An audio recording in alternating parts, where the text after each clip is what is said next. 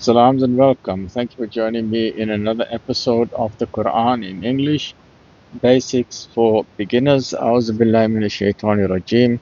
Bismillahir Rahmanir Rahim. We are starting now with chapter 91 of the Quran, Surah Ash-Shams, the sun, comprising 15 verses, by Sayyid Abu al-Ala Mawdudi Rahmatullah Alayhi in the Tafsir Tafhim al-Quran, the meaning of the Quran. If you want more detailed information, please consult things like Marif al-Quran, Ibn Kathir, and so on. The name has been designated after the word Ash-Shams, with which it opens. Period of revelation, earliest period at Mecca. The theme and subject matter. Its theme is to distinguish the good from the evil and to warn the people who are refusing to understand the distinction between good and evil and who insisted on following the evil way, that if they have chosen the evil way, then the end will also be evil. In view of the subject matter, this chapter can be divided into two parts. The first part comprising 10 verses, verses 1 to 10, and the second part, verses 11 to 15. The first part deals with three things.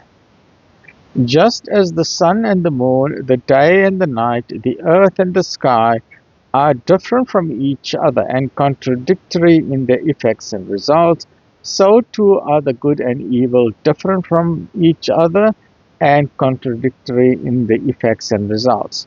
They are neither like in their outward appearance, nor can they be alike in their results. Secondly, that Allah subhanahu wa ta'ala, after giving the human self powers of the body, sense and mind, has not left it uninformed in the world, but has instilled into his unconscious, by means of a natural inspiration, the distinction between good and evil, because you have the prick of conscience in you. You know the difference between right and wrong, and the sense of the good and to be good as opposed to what is evil.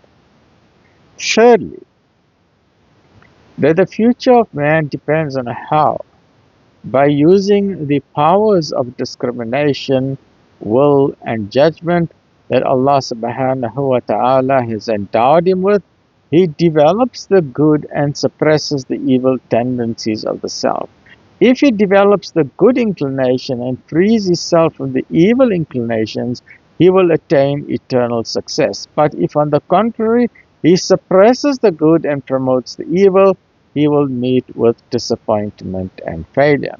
In the second part, citing the historical precedent of the people of Thamud, the significance of prophethood has been brought out.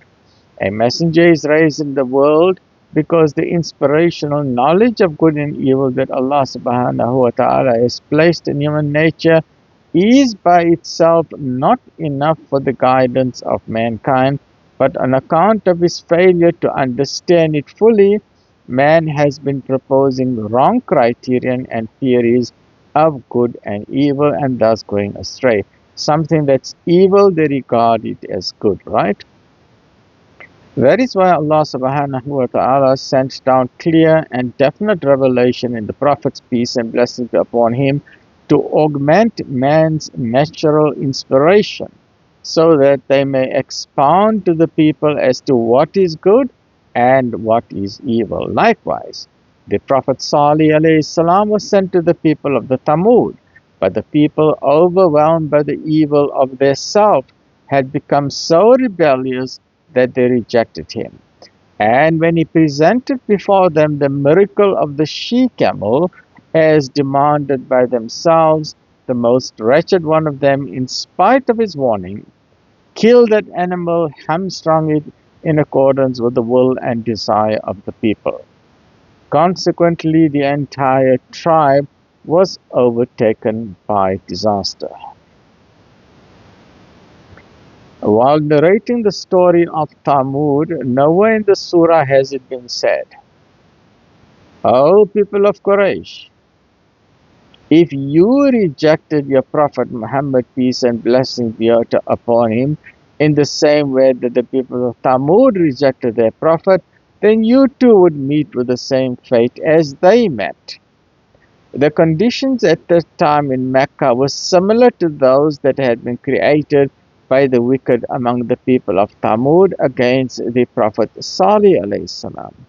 Therefore, the narration of the story in these conditions was by itself enough to suggest to the people of Mecca how precisely this historical precedent applied to them as well. Stay well, look after yourself. Alhamdulillah.